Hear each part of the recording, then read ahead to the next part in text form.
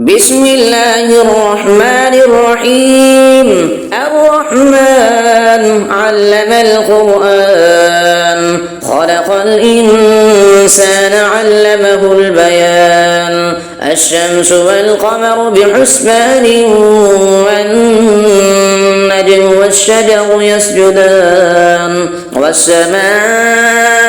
رفعها ووضع الميزان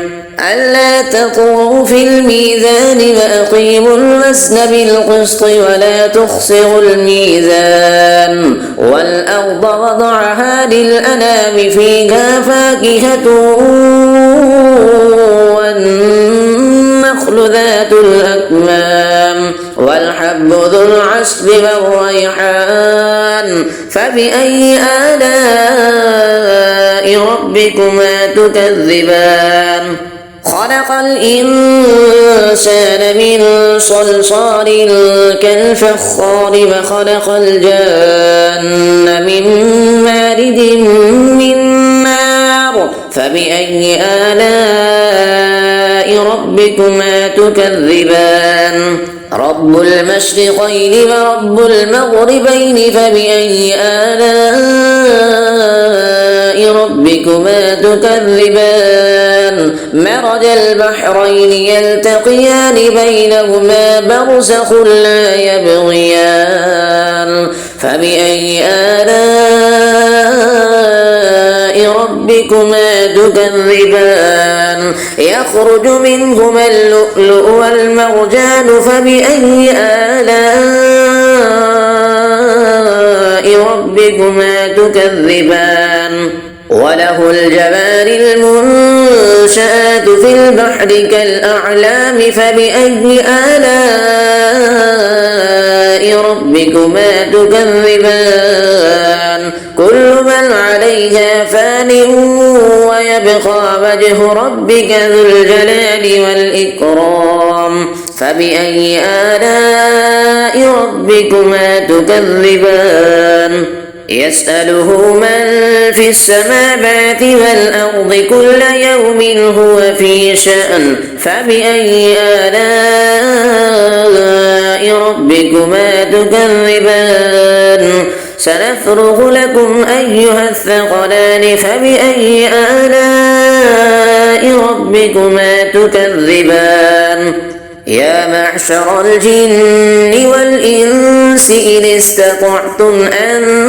تنفذوا من أقطار السماوات والأرض فانفذوا لا تنفذون إلا بسلطان. فبأي آلاء ربكما تكذبان؟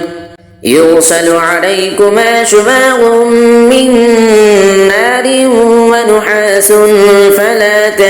تنتصران. فبأي آلاء ربكما تكذبان؟ فإذا انشقت السماء فكانت وردة كالدهان. فبأي آلاء ربكما تكذبان؟ فيومئذ لا يسأل عن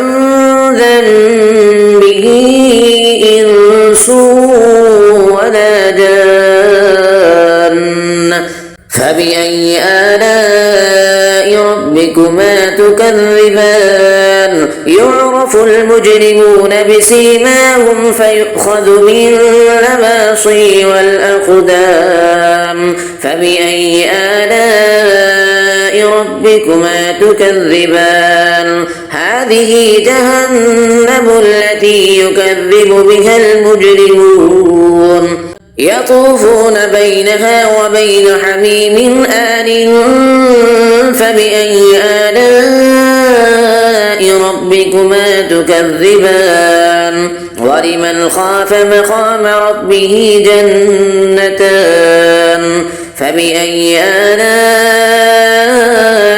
ربكما تكذبان؟ ذواتا أفنان. فبأي آلاء ربكما تكذبان؟ فيهما عينان تجريان فبأي آلاء ربكما تكذبان فيهما من كل فاكهة زوجان فبأي آلاء ربكما تكذبان متكئين على فرش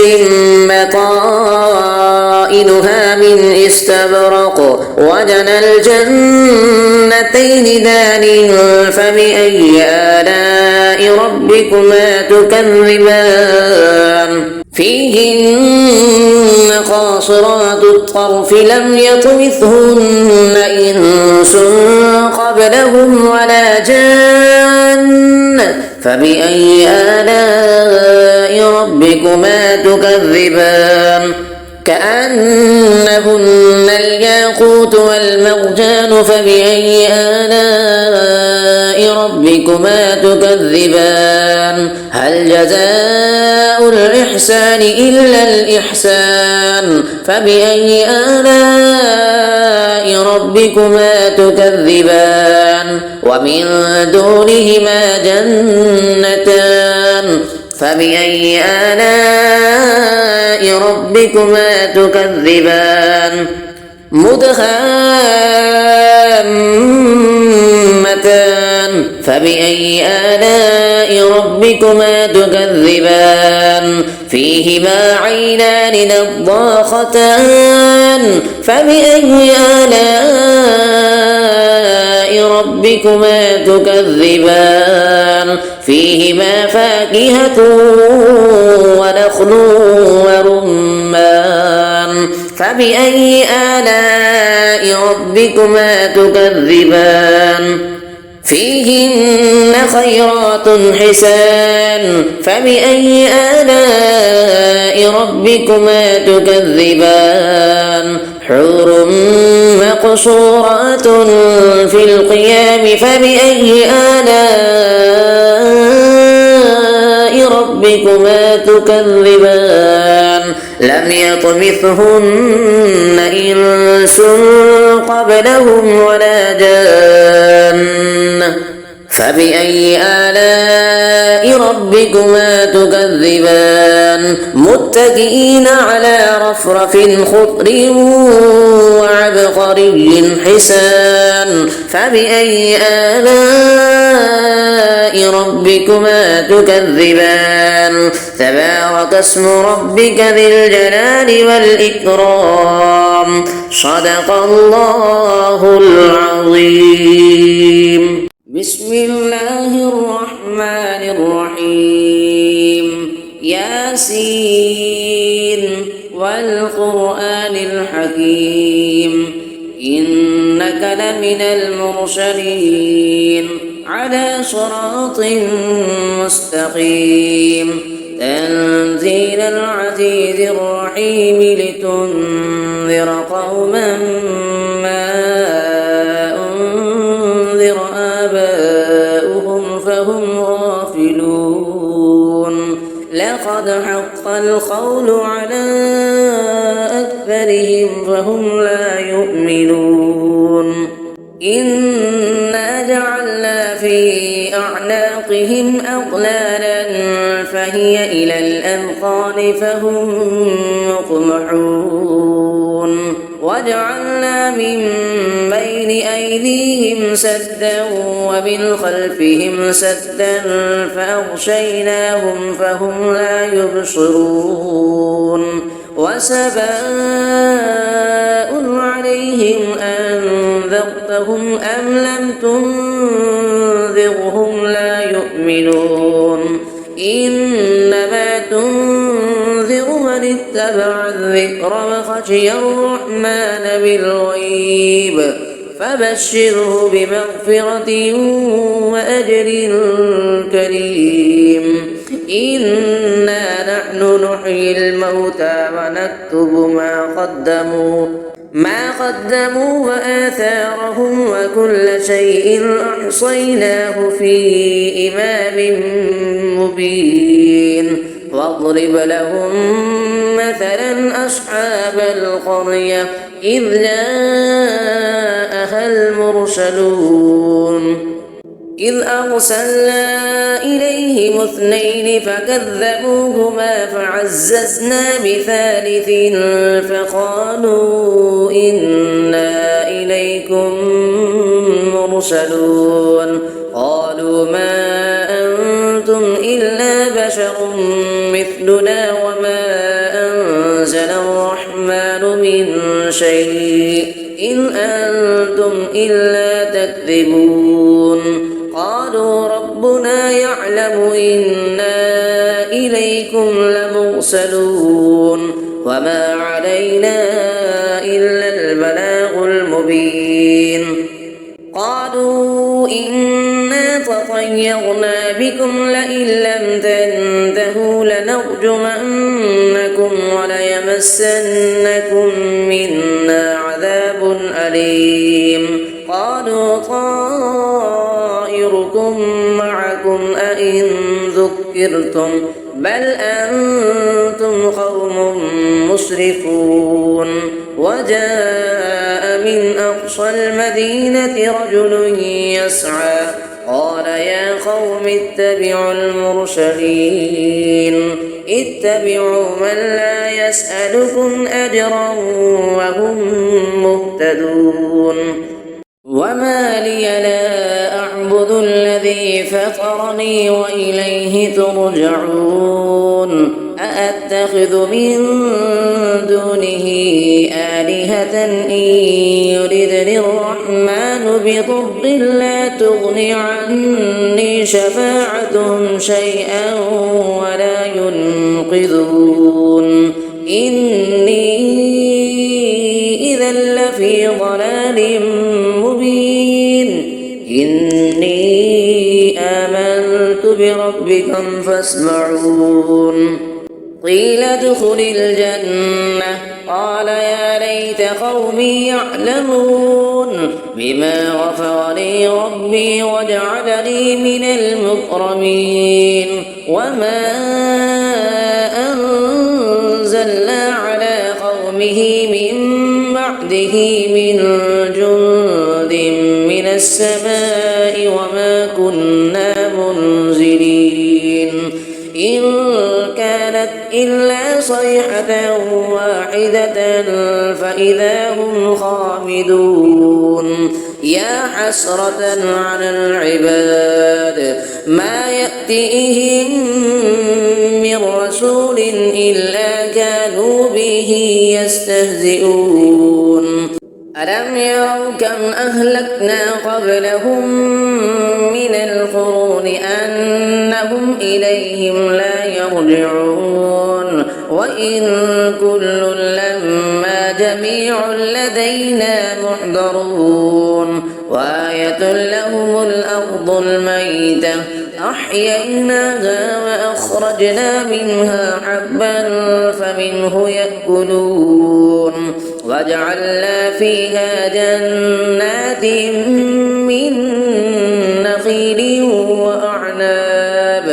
من نخيل وأعناب وفجرنا فيها من العيون ليأكلوا من ثمره وما عملته أيديهم أفلا يشكرون سبحان الذي خلق الأزواج كلها مما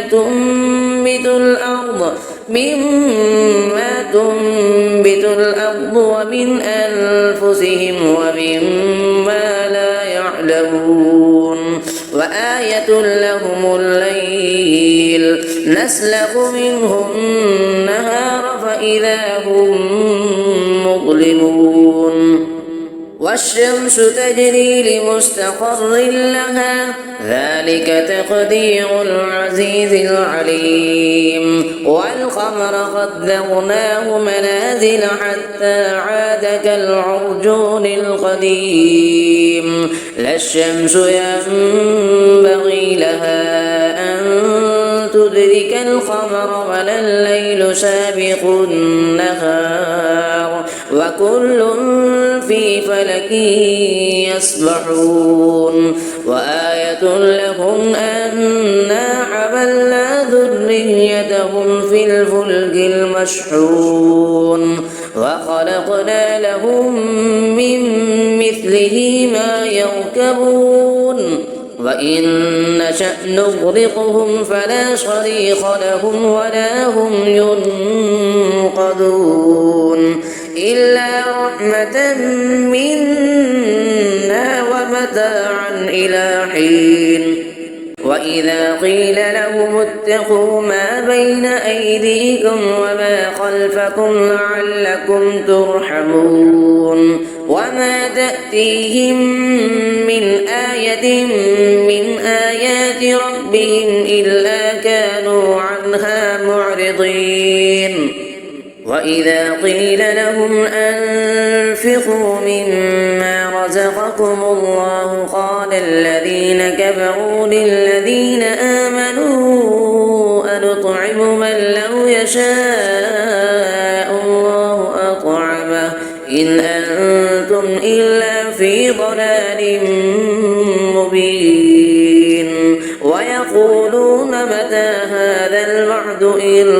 كنتم صادقين ما ينظرون إلا صيحة واحدة تأخذهم وهم يخصمون فلا يستطيعون توصية ولا إلى أهلهم يرجعون ونفخ في الصور فإذا هم من الأجداث إلى ربهم ينسلون قالوا يا ويلنا من بعثنا من مرقدنا هذا ما بعد الرحمن وصدق المرسلون إن كانت إلا صيحة واحدة فإذا هم جميع لدينا محضرون فاليوم لا تظلم نفس شيئا ولا تجزون إلا ما كنتم تعملون إن أصحاب الجنة اليوم في شغل فاكهون هم وأزواجهم في ظلال على الأرائك متكئون لهم فيها فاكهة ولهم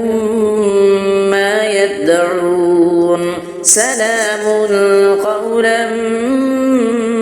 من رب رحيم وامتازوا اليوم أيها المجرمون ألم أعهد إليكم يا بني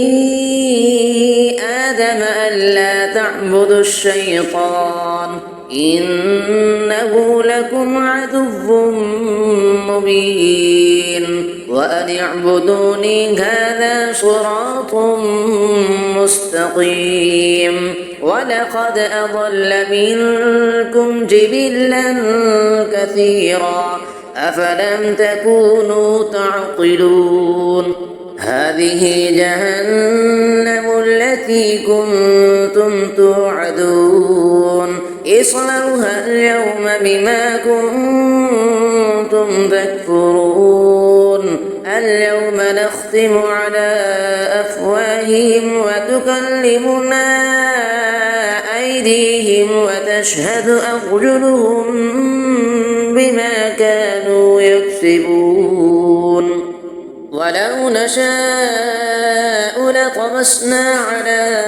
أعينهم فاستبقوا الصراط فأنى يبصرون ولو نشاء لمسخناهم على مكانتهم فما استطاعوا مضيا ولا يرجعون ومن نعمره ننكسه في الخلق أفلا يعقلون وما علمناه الشعر وما ينبغي له إن هو إلا ذكر وقرآن مبين لينذر من كان حيا ويحيى يحق القول على الكافرين أفلم يروا أنا خلقنا لهم مما عملت أيدينا أنعاما فهم لها مالكون وذللناها لهم فمنها ركوبهم ومنها يأكلون ولهم فيها منافع ومشارب أفلا يشكرون واتخذوا من دون الله آلهة لعلهم ينصرون لا يستطيعون نصرهم وهم لهم جند محضرون فلا يحزنك قولهم إنا نعلم ما يسرون وما يعلنون أفلم يرى الإنسان أنا خلقناه من نطفة فإذا هو خصيم مبين فضرب لنا مثلا ونسي خلقه قال من يحيي العظام وهي رميم قل يحييها الذي أنشأها أول مرة وهو بكل خلق عليم الذي جعل لكم من الشجر الأخضر نارا فإذا أنتم منه توقدون أفليس الذي خلق السماوات والأرض بقادر على أن يخلق مثلهم بلى وهو الخلاق العليم إنما أمره إذا أراد شيئا أن يقول له كن فيكون فسبحان الذي بيده ملكوت كل شيء وإليه ترجعون صدق الله العظيم بسم الله الرحمن الرحيم الرحمن علم القرآن خلق الإنسان علمه البيان الشمس والقمر بحسبان والنجم والشجر يسجدان والسماء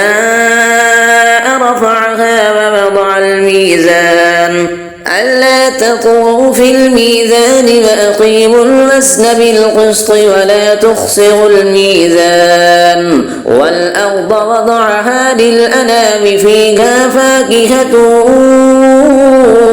والنخل ذات الأكمام والحب ذو العصف والريحان فبأي آلاء ربكما تكذبان خلق الإنسان من صلصال كالفخار وخلق الجان من مارد من نار فبأي آلاء ربكما تكذبان رب المشرقين ورب المغربين فبأي آلاء ربكما تكذبان مرج البحرين يلتقيان بينهما برزخ لا يبغيان فبأي آلاء ربكما تكذبان يخرج منهما اللؤلؤ والمرجان فبأي آلاء ربكما تكذبان وله الجوار المنشآت في البحر كالأعلام فبأي آلاء ربكما تكذبان كل من عليها فان ويبقى وجه ربك ذو الجلال والإكرام فبأي آلاء ربكما تكذبان يسأله من في السماوات والأرض كل يوم هو في شأن فبأي آلاء ربكما تكذبان سنفرغ لكم أيها الثقلان فبأي آلاء ربكما تكذبان يا معشر الجن والإنس إن استطعتم أن تنفذوا من أقطار السماوات والأرض فانفذوا لا تنفذون إلا بسلطان فبأي آلاء ربكما تكذبان يرسل عليكما شواظ من نار ونحاس فلا تنتصران فبأي آلاء ربكما تكذبان فإذا انشقت السماء فكانت وردة كالدهان فبأي آلاء ربكما تكذبان فيومئذ لا يسأل عن ذنبه إنس ولا جان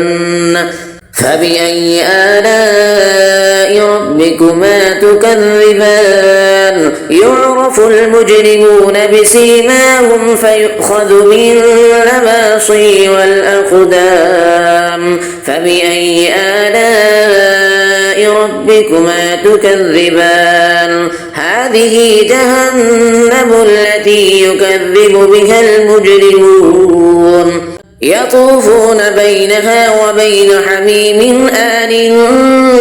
فبأي آلاء ربكما تكذبان ولمن خاف مقام ربه جنتان فبأي آلاء ربكما تكذبان ذواتا أفنان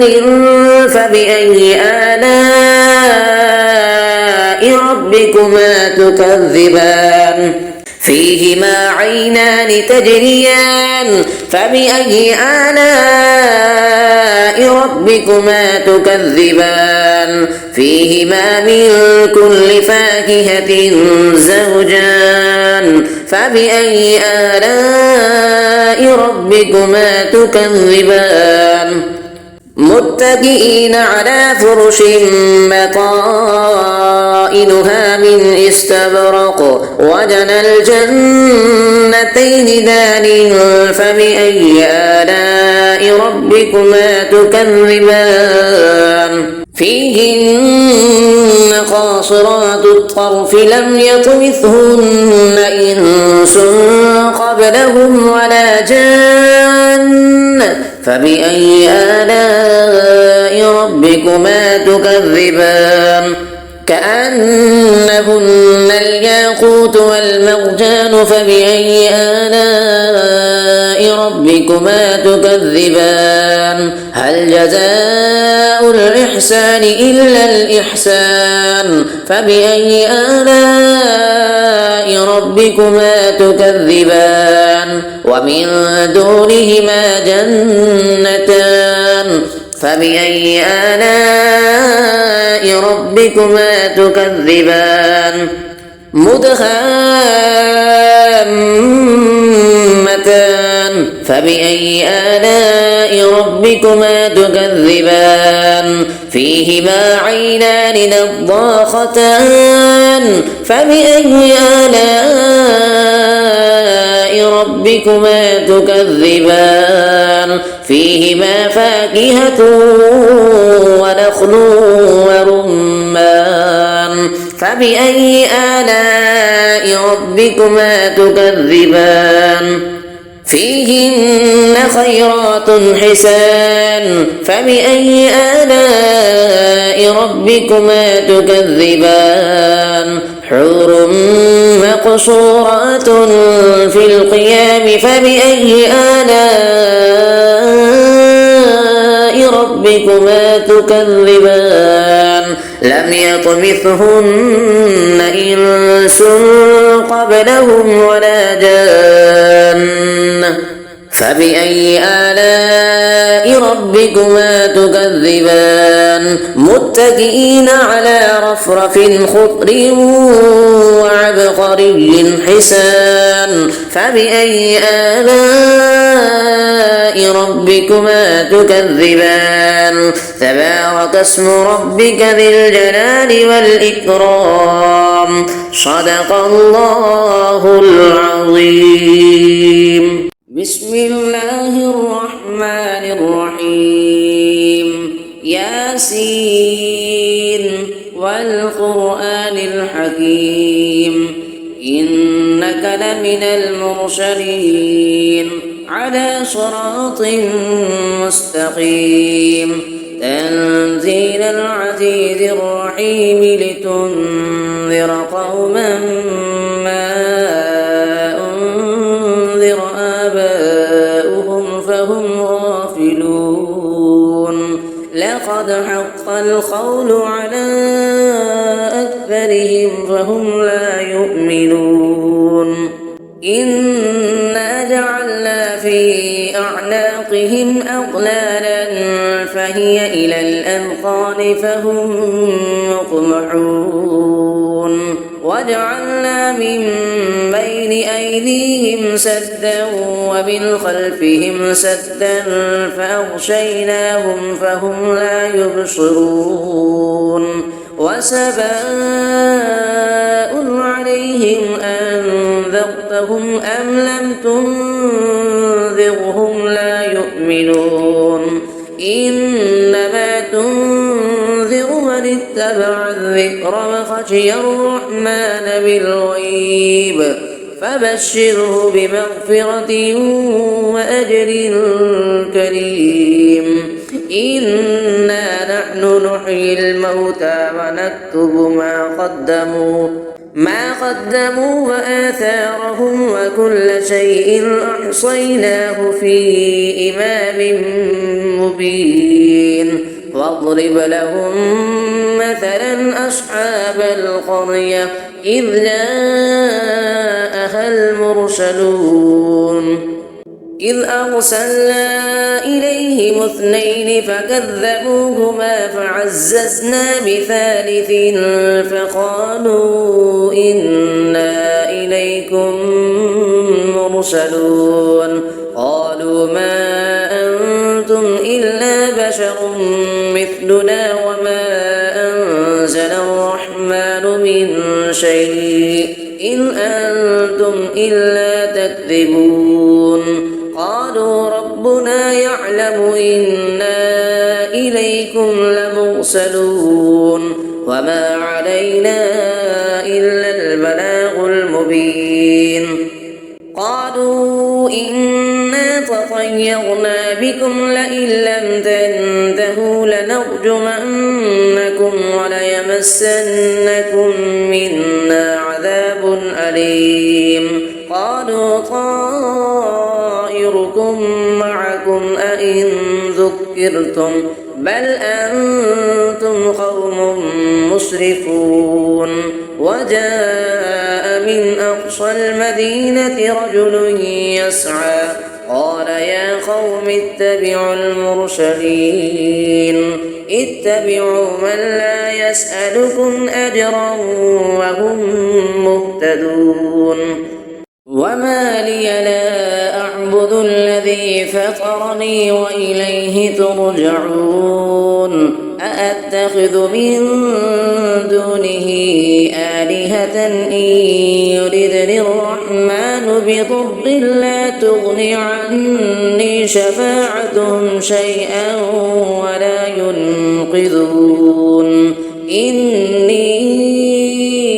إذا لفي ضلال مبين إني آمنت بربكم فاسمعون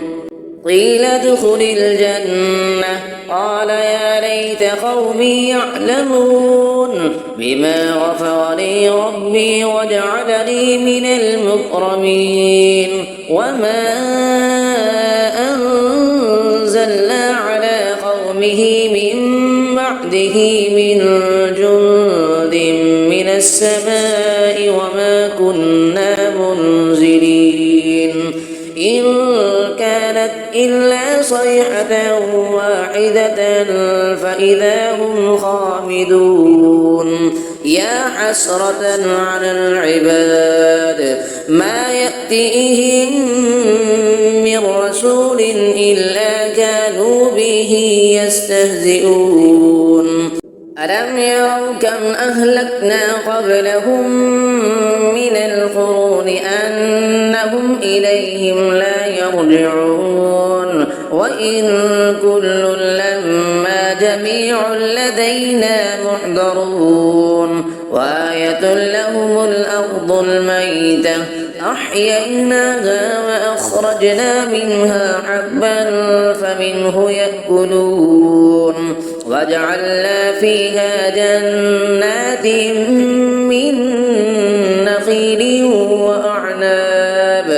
من نخيل وأعناب وفجرنا فيها من العيون ليأكلوا من ثمره وما عملته أيديهم أفلا يشكرون سبحان الذي خلق الأزواج كلها مما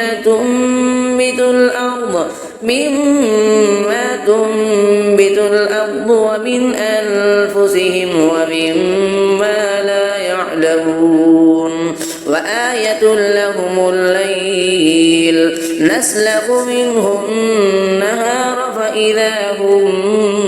مظلمون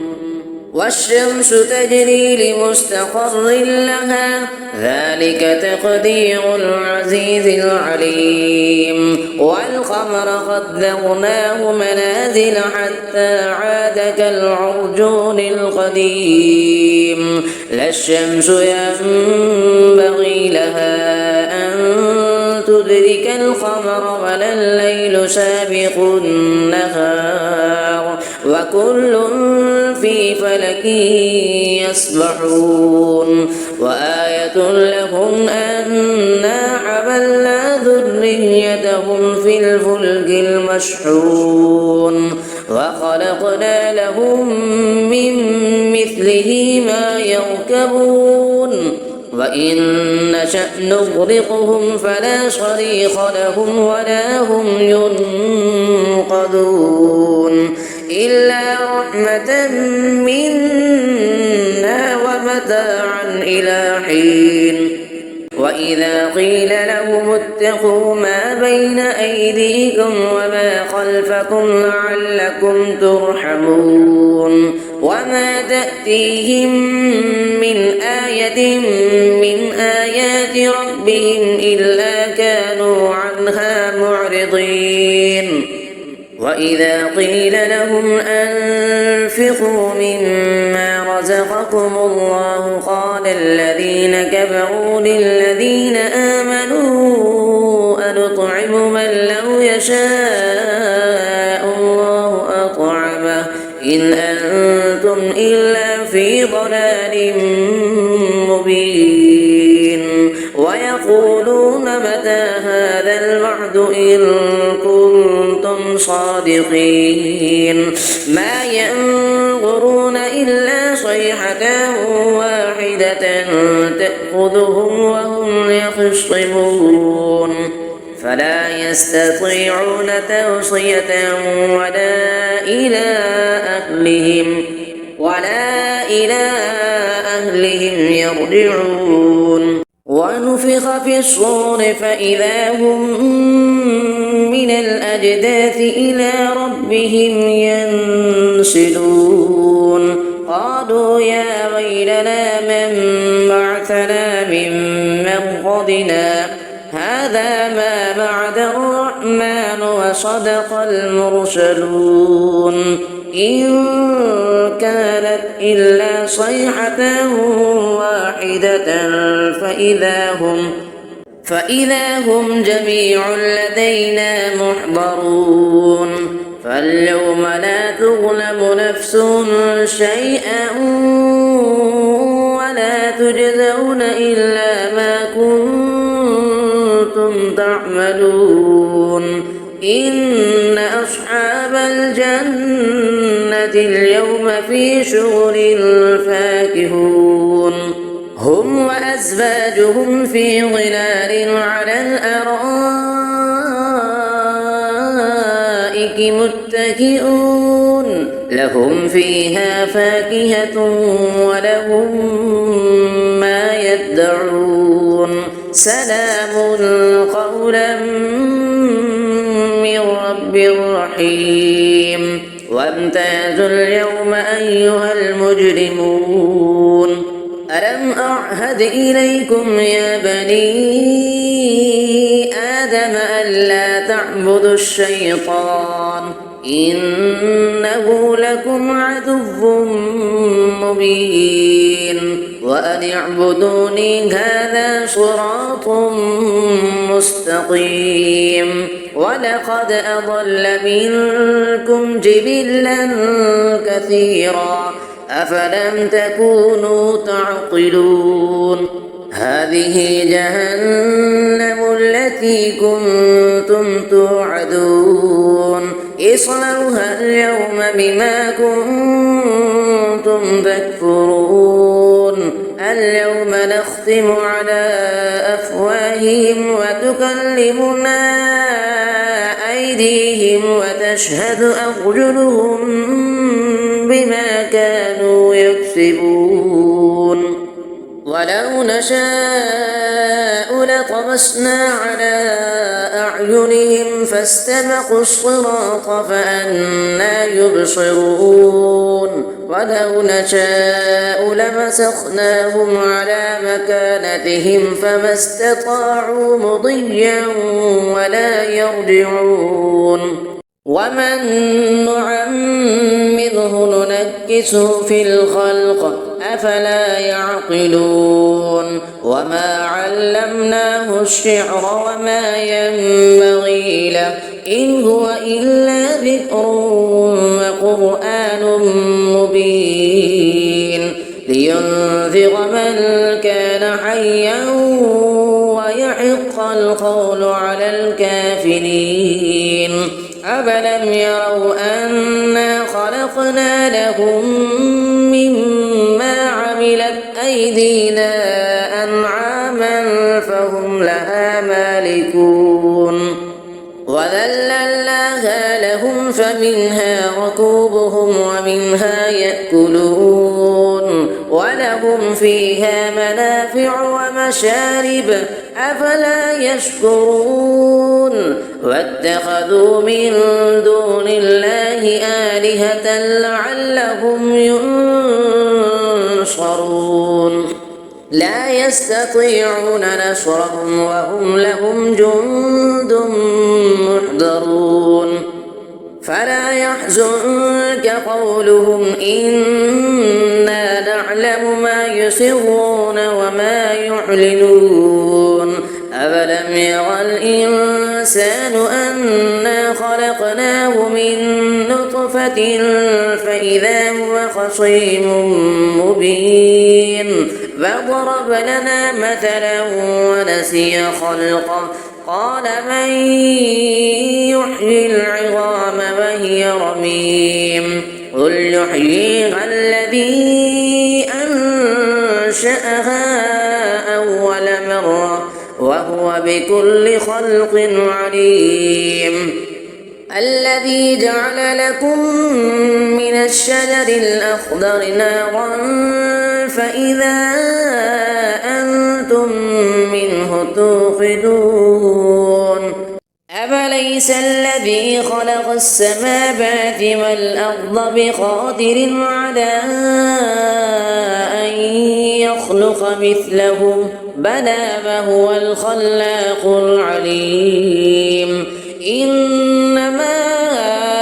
أمره إذا أراد شيئا أن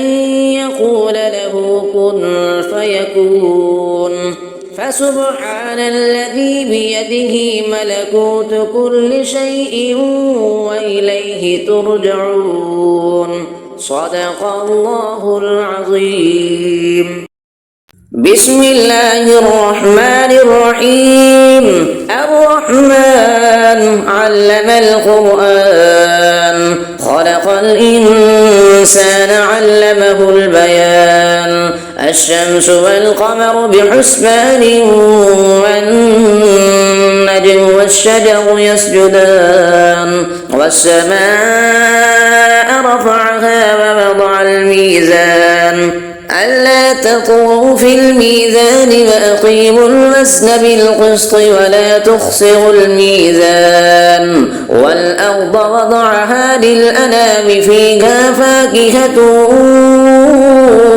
والنخل ذات الأكمام والحب ذو العصف والريحان فبأي آلاء ربكما تكذبان خلق الإنسان من صلصال كالفخار وخلق الجان من مارد من نار فبأي آلاء ربكما تكذبان رب المشرقين ورب المغربين فبأي آلاء ربكما تكذبان مرج البحرين يلتقيان بينهما برزخ لا يبغيان فبأي آلاء ربكما تكذبان يخرج منهما اللؤلؤ والمرجان فبأي آلاء ربكما تكذبان وله الجوار المنشآت في البحر كالأعلام فبأي آلاء ربكما تكذبان كل من عليها فان ويبقى وجه ربك ذو الجلال والإكرام فبأي آلاء ربكما تكذبان يسأله من في السماوات والأرض كل يوم هو في شأن فبأي آلاء ربكما تكذبان سنفرغ لكم أيها الثقلان فبأي آلاء ربكما تكذبان يا معشر الجن والإنس إن استطعتم أن تنفذوا من أقطار السماوات والأرض فانفذوا لا تنفذون إلا بسلطان فبأي آلاء ربكما تكذبان يرسل عليكما شواظ من نار ونحاس فلا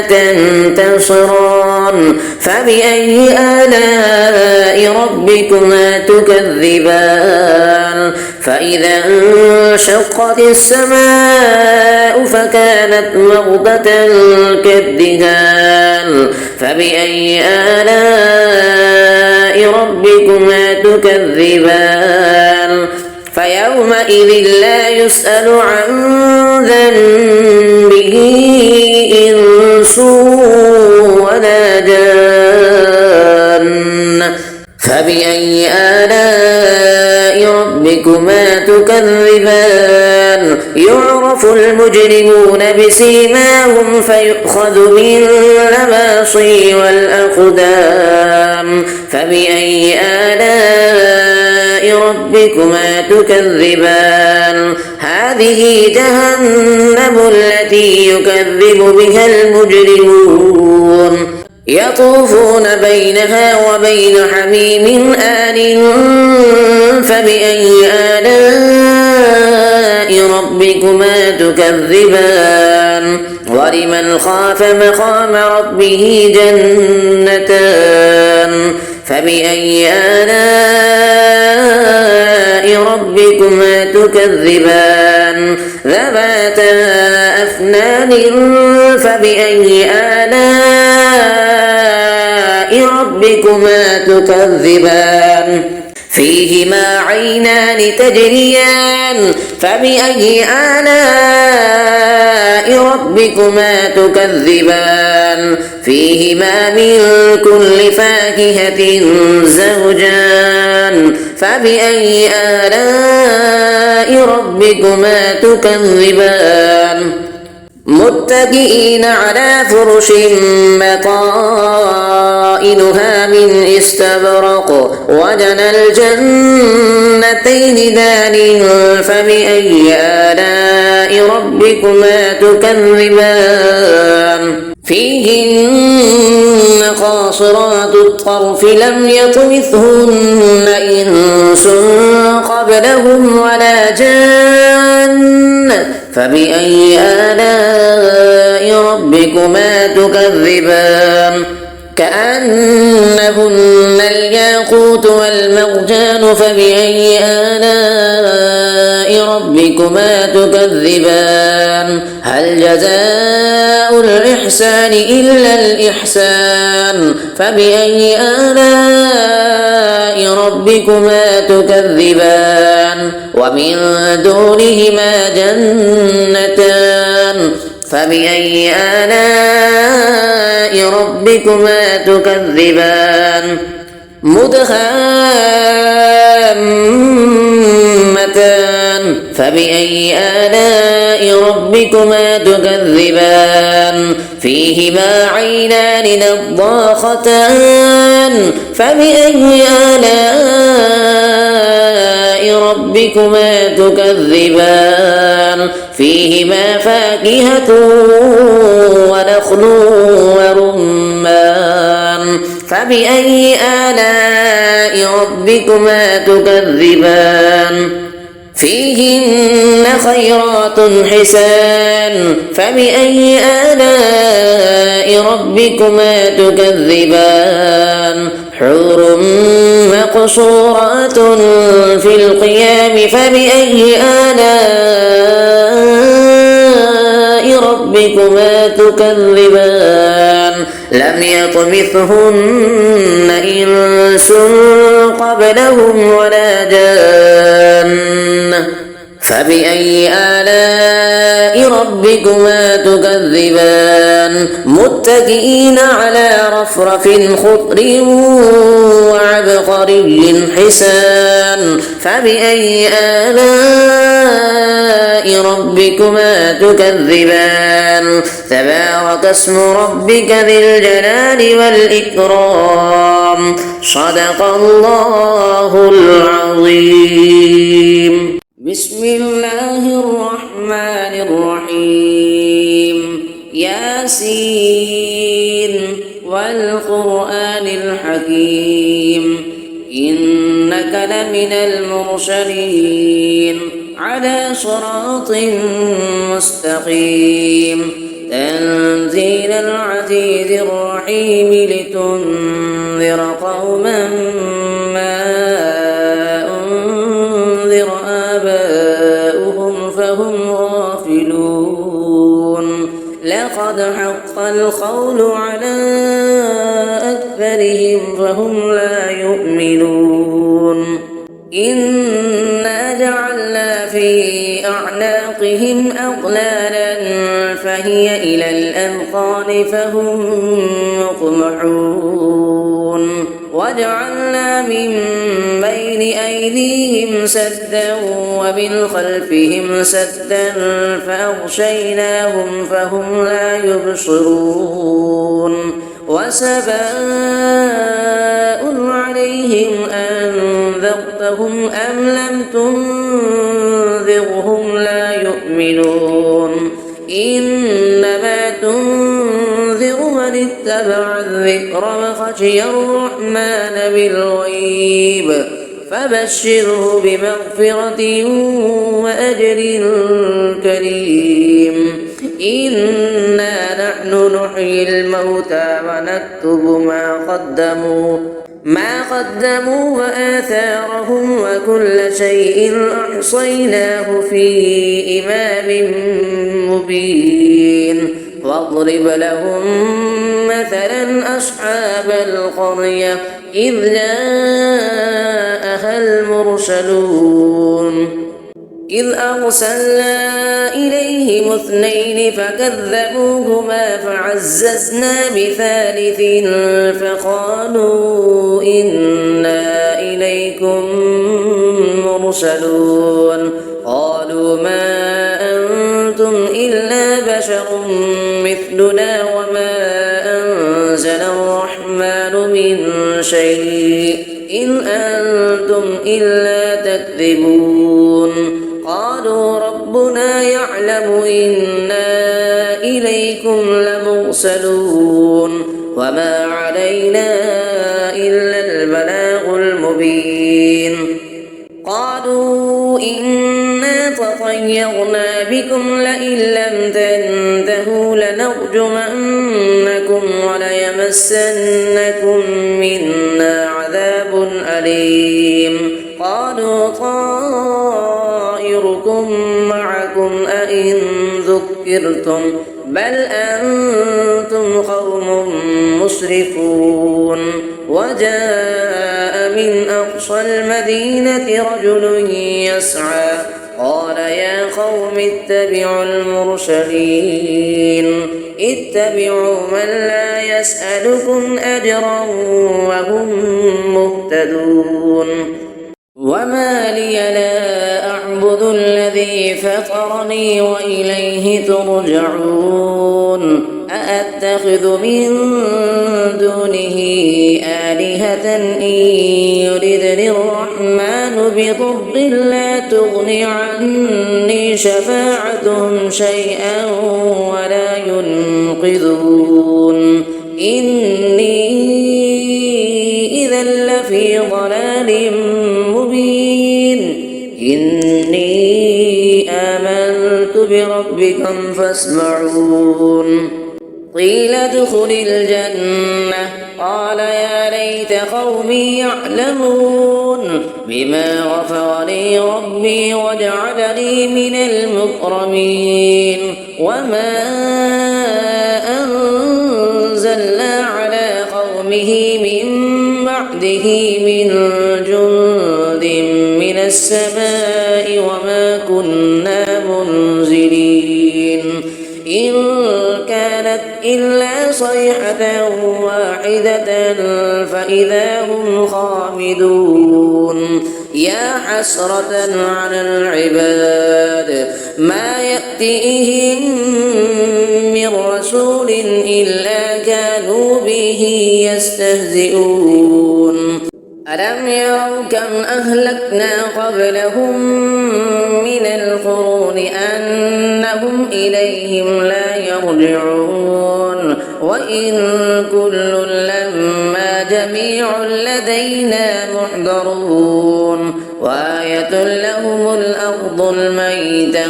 أحييناها وأخرجنا منها حبا فمنه يأكلون وجعلنا فيها جنات من نخيل وأعناب وفجرنا فيها من العيون ليأكلوا من ثمره وما عملته أيديهم أفلا يشكرون سبحان الذي خلق الأزواج كلها مما تنبت الأرض ومن أنفسهم ومما لا يعلمون وآية لهم الليل نسلخ منه النهار فإذا هم مظلمون والشمس تجري لمستقر لها ذلك تقدير العزيز العليم والقمر قدرناه منازل حتى عاد كالعرجون القديم لا الشمس ينبغي لها أن تدرك القمر ولا الليل سابق النهار وكل في فلك يسبحون وآية لهم أنا وحملنا ذريتهم في الفلك المشحون وخلقنا لهم من مثله ما يركبون وإن نشأ نغرقهم فلا صريخ لهم ولا هم ينقذون إلا رحمة منا ومتاعا إلى حين وإذا قيل لهم اتقوا ما بين أيديكم وما خلفكم لعلكم ترحمون وما تأتيهم من آية من آيات ربهم إلا كانوا عنها معرضين وإذا قيل لهم أنفقوا مما رزقكم الله قال الذين كفروا للذين آمنوا أنطعم من لو يشاء الله أطعمه إن أنتم إلا في ضلال مبين ويقولون متى هذا الوعد إن كنتم صادقين ما ينظرون إلا صيحة واحدة تأخذهم وهم يخصمون فلا يستطيعون توصية ولا إلى أهلهم يرجعون ونفخ في الصور فإذا هم من الأجداث إلى ربهم ينسلون قالوا يا ويلنا من بعثنا من مرقدنا هذا ما وعد الرحمن وصدق المرسلون إن كانت إلا صيحة واحدة فإذا هم جميع لدينا محضرون فاليوم لا تظلم نفس شيئا ولا تجزون إلا ما كنتم تعملون إن أصحاب الجنة اليوم في شغل فاكهون هم وأزواجهم في ظلال على الأرائك متكئون لهم فيها فاكهة ولهم ما يدعون سلام قولا من رب رحيم وامتازوا اليوم أيها المجرمون ألم أعهد إليكم يا بني آدم ألا تعبدوا الشيطان إنه لكم عدو مبين وأن اعبدوني هذا صراط مستقيم ولقد أضل منكم جبلا كثيرا أفلم تكونوا تعقلون هذه جهنم التي كنتم توعدون اصلوها اليوم بما كنتم تكفرون اليوم نختم على أفواههم وتكلمنا أيديهم وتشهد أرجلهم بما كانوا يكسبون ولو نشاء لطمسنا على أعينهم فاستبقوا الصراط فأنى يبصرون ولو نشاء لمسخناهم على مكانتهم فما استطاعوا مضيا ولا يرجعون ومن نعمره ننكسه في الخلق أفلا يعقلون وما علمناه الشعر وما ينبغي له إن هو إلا ذكر وقرآن مبين لينذر من كان حيا يحق القول على الكافرين أفلم يروا أنا خلقنا لهم مما عملت أيدينا أنعاما فهم لها مالكون وذللناها لهم فمنها ركوبهم ومنها يأكلون ولهم فيها منافع ومشارب أفلا يشكرون واتخذوا من دون الله آلهة لعلهم ينصرون لا يستطيعون نصرهم وهم لهم جند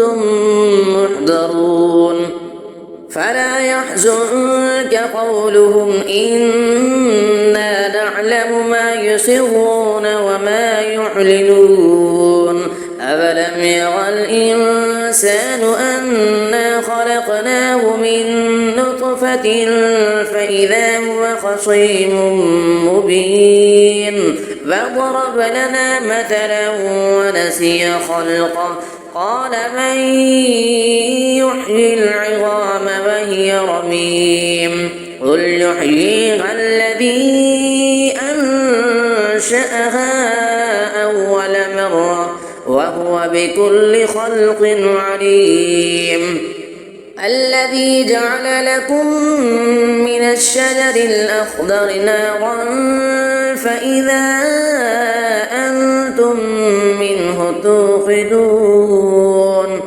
أفليس الذي خلق السماوات والأرض بقادر على أن يخلق مثلهم بلى وهو الخلاق العليم إنما أمره إذا أراد شيئا أن يقول له كن فيكون فسبحان الذي بيده ملكوت كل شيء وإليه ترجعون صدق الله العظيم.